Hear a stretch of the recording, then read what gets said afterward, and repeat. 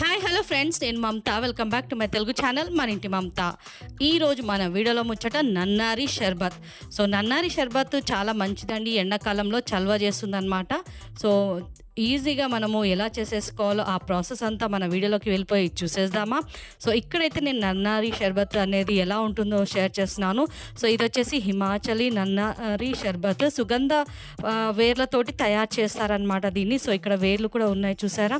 So అదే అనమాట మీకు చూపిస్తున్నాను. సో ఇది ఎలా యూస్ చేయాలో మరి ఈ వీడియోలో నేను షేర్ చేస్తాను. సో నన్నారి గురించి చాలామందికి తెలిసే ఉండవచ్చు.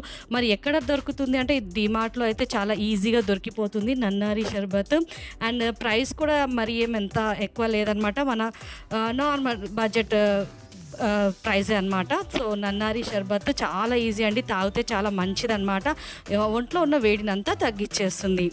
సో ఇక్కడ వచ్చేసి నేను ఒక స్పూన్ సబ్జా గింజలు నానేసి పెట్టేసాను. అలాగే నేను సోడా తీసుకున్నాను, కిన్లెస్ సోడా, ఒక నిమ్మకాయ. సో సుగంధ వేర్లతో తయారు చేస్తారు కాబట్టి మన హెల్త్ కూడా మంచిదనే చెప్తారు.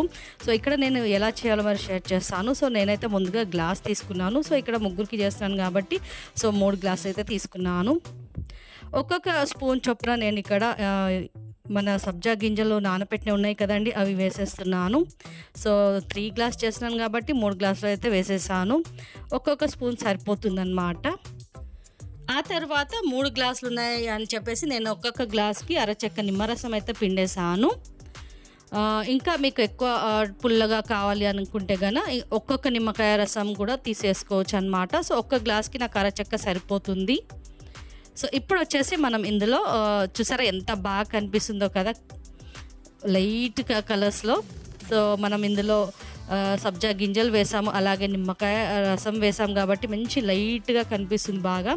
ఇప్పుడు వచ్చేసి సుగంధ వేర్ల పానీయం వేసేసాము ఇందులో, అంటే నన్నారి. సో ఎంత వేసుకోవాలి అంటే 50 ml వేసుకుంటే సరిపోతుంది అనమాట.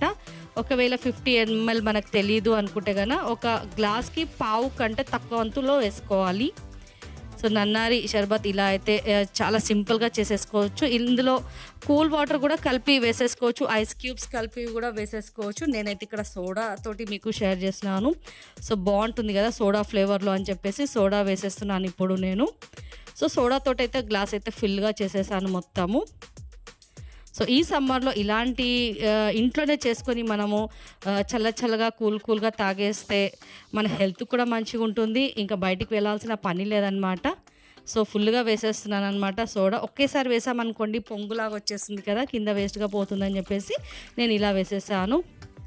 సో హెల్త్కి ఎంతో మంచి నన్నారి షర్బత్ మీరు డీమార్ట్కి ఈసారి వెళ్తే కన్నా తెచ్చేసుకోండి, లేదంటే మీకు ఎక్కడైనా అందుబాటులో ఉన్నా కూడా తెచ్చేసుకొని ఇలా అయితే తాగేయండి. ఈ సమ్మర్ సీజన్లో అయితే కూల్గా ఉంచేస్తుంది మన బాడీని. సో చక్కగా ఒక్కసారి కలిపేసుకొని ఇంకా తాగడం అన్నమాట, చాలా బాగుంటుంది నన్నారి షర్బత్. సో ఈ వీడియో కనుక మీకు నచ్చినట్టయితే తప్పకుండా లైక్ చేయండి, షేర్ చేయండి, కామెంట్ చేయండి. మన ఛానల్ వచ్చేసి సబ్స్క్రైబ్ చేసుకోండి.